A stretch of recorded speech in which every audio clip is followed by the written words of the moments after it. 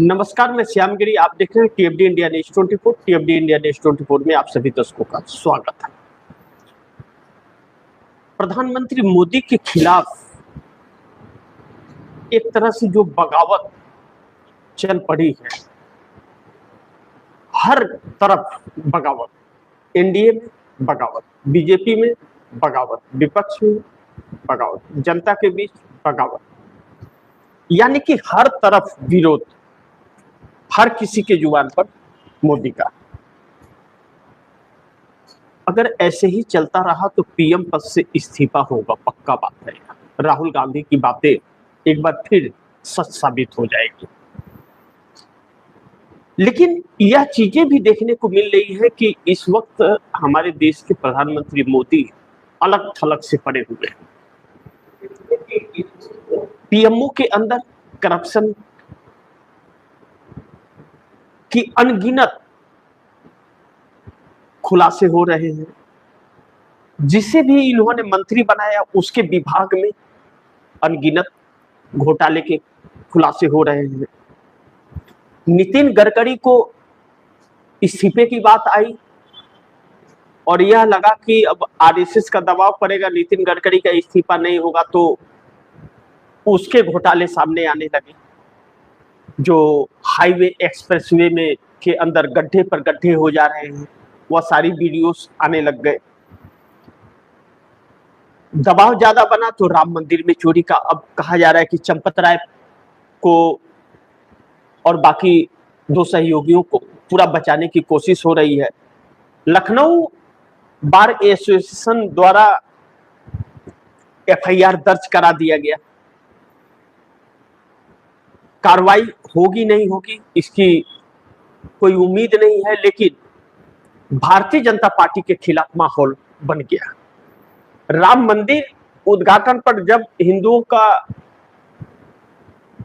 हिंदू आहत हुए कि नरेंद्र मोदी और आरएसएस के संग चालक खुद ही सब कुछ कर लिए, उद्घाटन शंकराचार्य को नहीं बुलाए, तो पूरा अयोध्या लोकसभा चुनाव हार गए,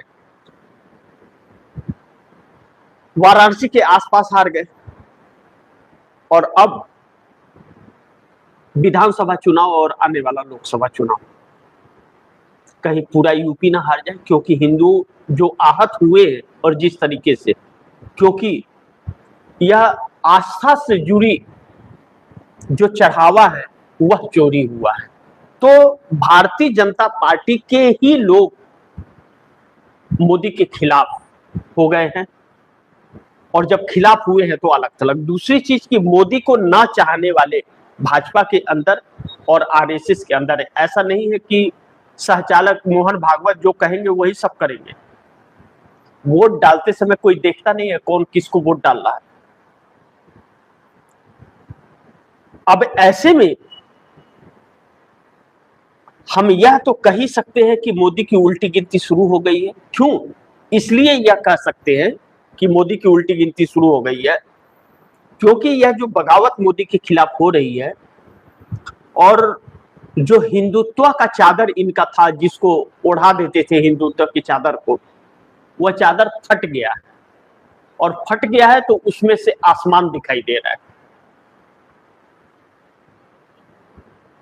ये कह रहे हैं अपने वोटरों को कि हिंदुत्व के नाम पर कि हम देखो आसमान से तारे लेकर के आ रहे हैं, और इनके चादर के अंदर से जो छेद आसमान दिखाई दे रहा है वो तारे दिखाई नहीं दे रहे। तारे ला कहां से रहे?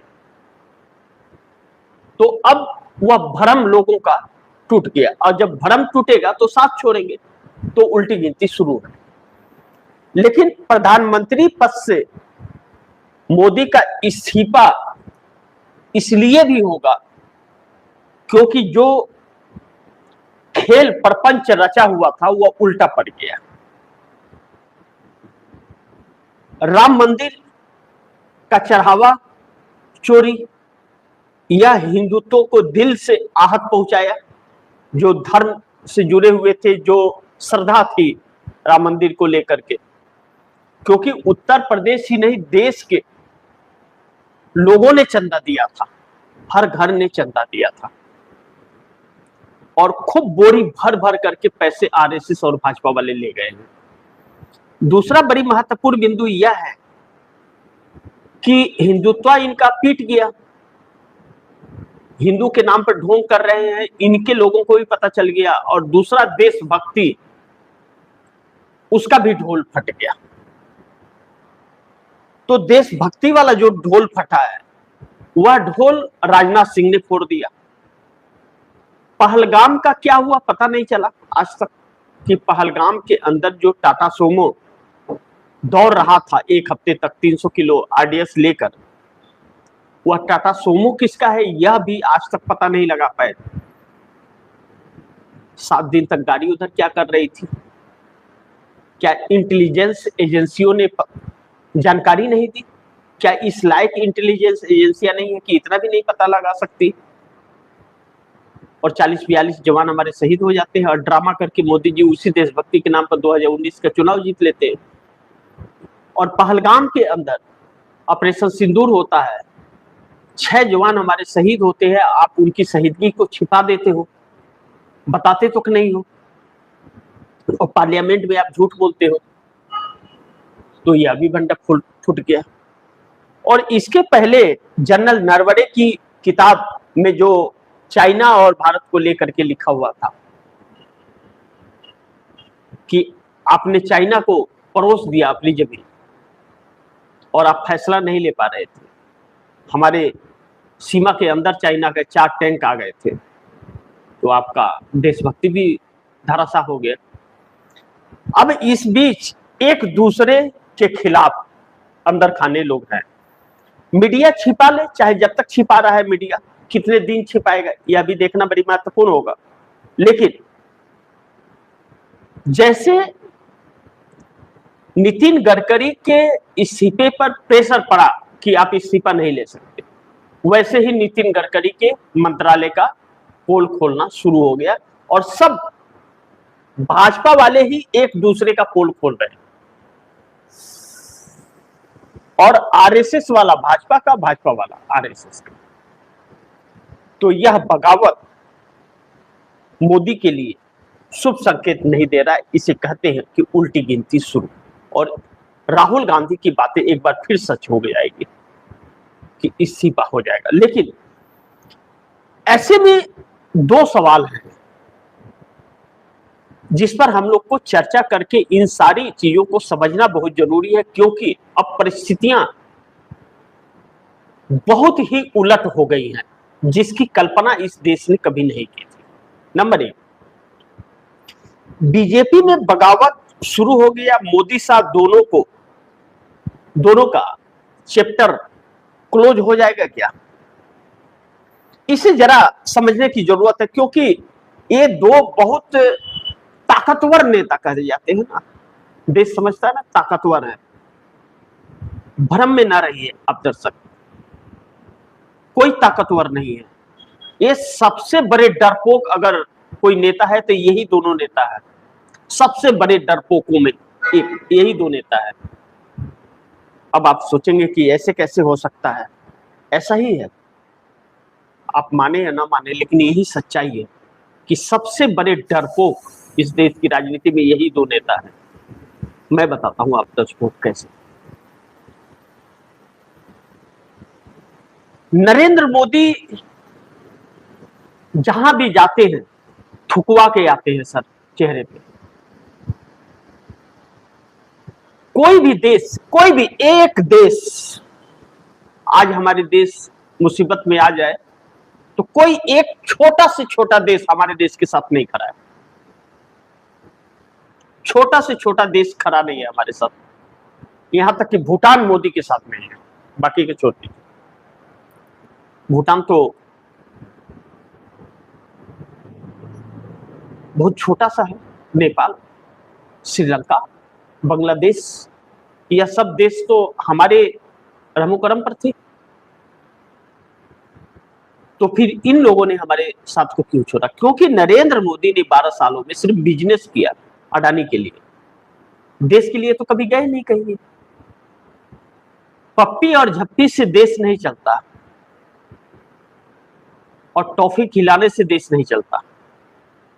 देश दमदारी और गंभीरता और सहनशीलता से चलता है। लेकिन नरेंद्र मोदी ने सब सिर्फ व्यापार, अडानी के व्यापार को बढ़ाने के लिए सब कुछ किया। इन सभी तथ्यों के बीच नरेंद्र मोदी के किसी भी भाषण में आप दर्शकों ने सुना कि मुद्दों पर बात की, 2 करोड़ लोगों को हर साल रोजगार देने की बात कही थी, तो क्यों नहीं दी? क्या आगे कोई प्लान है जिससे यह दे सकते हैं? मोदी की गारंटी, क्या गारंटी, किस चीज की गारंटी? कि हम विपक्ष को खत्म करेंगे? आप सोचिए, इतने बड़े डरपोक हैं कि यह चुनाव आयोग पर कब्जा करके बैठे हैं। इन्हें जनता पर भरोसा नहीं है कि जनता इन्हें वोट देगी। यह जानते हैं कि जनता इनको वोट नहीं देगी। इनकी कुकर्मी ने देश के एक एक व्यक्ति को आहत किया है। आज ये अगर बहन बेटियां घर से बाहर जाती हैं तो माँ बाप के सीने धड़कते रहते हैं जब तक वह घर वापस नहीं आ जाती है कि सुरक्षित आएगी या नहीं आएगी, कहीं कोई घटना तो नहीं घट जाएगी उसके साथ। लगातार यह डर समाया रहता है। बच्चे को अगर आप अपने पढ़ा लिखा दे रहे हैं, जमीन गिरवी रखकर, कर्ज लेकर के या कैसे भी, तो उसका पेपर लीक हो जाता है, उसके भविष्य के साथ खिलवाड़ हो जाता है। 2 करोड़ लोगों को रोजगार देने की बात मोदी ने की थी, किसी विपक्ष के नेता ने नहीं की थी। क्या दिया? क्या दिया?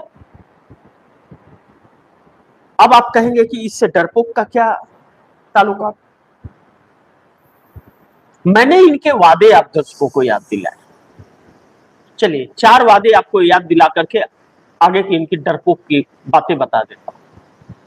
2 करोड़ लोगों को हर साल रोजगार, अच्छे दिन, किसानों की आय दुगुनी, सबका साथ सबका विकास, बस इतने ही ले लीजिए, बाकी छोड़ दीजिए।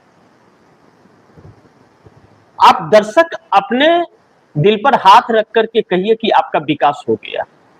क्या आप 14 के पहले जो आय थी आपकी, उस वक्त के अनुपात क्या आज है?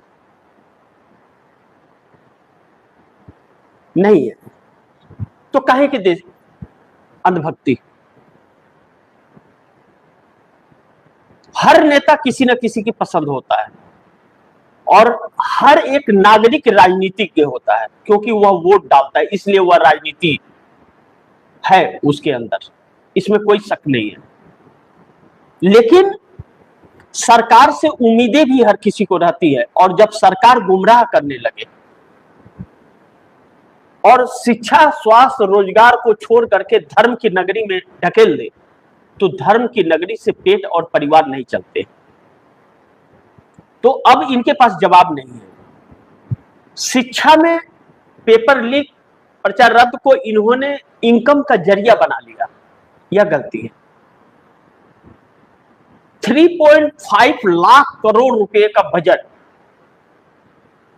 शिक्षा को, और बच्चों के मां बाप भी तकरीबन इतने ही पैसे उसके बाद अपने पास से बच्चों के ऊपर लगाते हैं, और पेपर लीक हो जाए, 15 लाख में पेपर बिक जाए,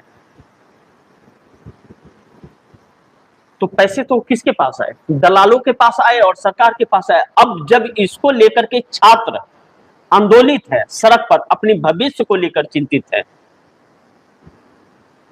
तो सरकार भाग रही है और लाठी बरसवा रही है छात्रों पर। क्यों? यह डरपोक नहीं तो क्यों? उन छात्रों को जवाब दीजिए। सरकार का काम जवाब देना होता है, क्यों नहीं दे रही सरकार जवाब? क्यों लाठी बरसा रही है?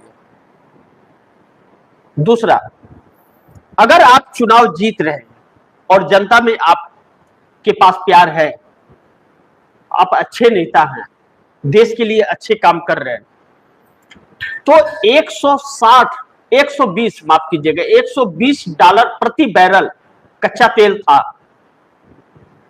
तो आपने रेट पेट्रोल के बढ़ा दिए। अब 65 से $70 आ गया, 50% डाउन हो गया, तो आधा रेट घटा दीजिए पेट्रोल का। क्यों नहीं घटा रहे? क्योंकि आपकी नीयत नहीं है, आप लूटना चाहते हैं देश को। लेकिन क्या उस अनुपात में आम जनता की कमाई हो रही है? नहीं हो रही है। जनता सवाल कर रही है तो आप भाग रहे हो। दूसरा महत्वपूर्ण बिंदु, जब आपको जनता वोट कर रही है तो आप चुनाव आयोग पर कब्जा क्यों कर रहे हो? क्यों हेराफेरी कर रहे हो? क्या ठीक है, जिसका नाम नहीं कटा एसआईआर में वह बादशाह है, ठीक है, वह सब कुछ है। जिन करोड़ों लोगों के नाम कटे हैं, उत्तर प्रदेश में 3 करोड़, मैं 3 राज्यों की बात कर लेता हूं। उत्तर प्रदेश में 3 करोड़, बिहार में 65 लाख, बंगाल में 91 लाख। क्या यह घुसपैठिए हैं? यह लोग घुसपैठिए हैं क्या? अगर घुसपैठिए हैं तो सरकार साबित करे कि घुसपैठिए हैं यह। तो गृह मंत्रालय क्या कर रहा था, हमारी एजेंसियां क्या कर रही थी? आज तक क्यों इनको पनपने दिया गया? क्यों इतनी भारी संख्या में रहने दिया गया? क्यों नहीं देश से निकाला गया? 12 सालों में क्या सरकार को समय नहीं मिला? और गृह मंत्रालय इस बात का ऐलान क्यों नहीं करता कि इतने करोड़ लोग घुसपैठिए हैं? क्योंकि यह डरपोक लोग है। वह घुसपैठिए नहीं, वह विपक्ष के वोटर है और चुन चुन के विपक्ष के वोटरों को काटा जाता है, काटा जा रहा है नाम को। लेकिन घबराइए मत, सबका नंबर आएगा, भक्तों का भी नंबर आएगा। क्योंकि संविधान बदल के गुरुकुल शुरू होगा शिक्षा का। 527 पन्नों का इनका हिंदुत्व का संविधान जो बना हुआ है, जो इस बार कुंभ मेले में रखा गया था इलाहाबाद, आरएसएस ने जो तैयार किया है, उसमें गुरुकुल में जो पढ़ेगा वही चुनाव लड़ सकता है या कोई मंत्री बन सकता है। और गुरुकुल में उसी को शिक्षा मिलेगी जिसके हिंदुत्व को प्रमाणित आरएसएस करेगा। सारी भक्ति निकल जाएगी। कहते हैं ना, तब पछताए होते हैं क्या जब चिड़िया चुन गई खेत। तो अब परिस्थितियां बदल भी रही हैं। दूसरे यह जानते हैं कि जनता इन्हें वोट नहीं दे रही है तो चुनाव आयोग पर कब्जा कर रहे हैं। यह डरपोक नहीं तो क्या है? दूसरी महत्वपूर्ण बिंदु की अमित शाह ईडी सीबीआई हटा दीजिए। आज तक कोई एक इंटरव्यू इनका दिखा दीजिए आप 12 सालों में कि क्या अमित शाह ने कभी भी किसी सवाल का जवाब दिया है? इनके लिखे हुए सवाल जाते हैं और वही पूछना पड़ता है एंकर को, क्योंकि हजारों करोड़ रुपया हुआ टीवी चैनल्स वाले इनसे ले रहे हैं। पूरी तरह से खरीद दिया गया। न्यूज क्या चलानी है वह बीजेपी दफ्तर से जाता है। इसीलिए तो हरियाणा राजस्थान के अंदर 25 सीटें हैं तो 27 सीटों का आंकड़ा बताते हैं। या 2 इनके मामा के घर से आ जाता है। उत्तराखंड में 5 सीटें हैं लोकसभा की तो 7 सीटों का आंकड़ा बताया जाता है।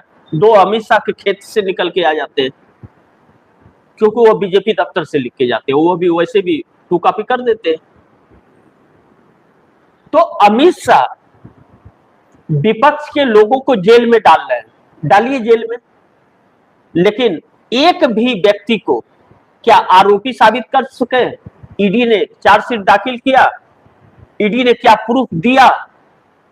और 5 महीना, 6 महीना, साल भर, 2 साल जेल में डाल करके उसकी छवि को बर्बाद कर देते हैं।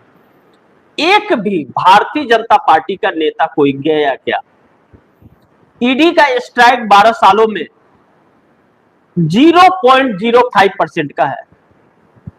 अगर 100 लोगों पर किया है तो 100 में एक व्यक्ति का भी नहीं, 200 में एक व्यक्ति का को आरोपी साबित कर चुका।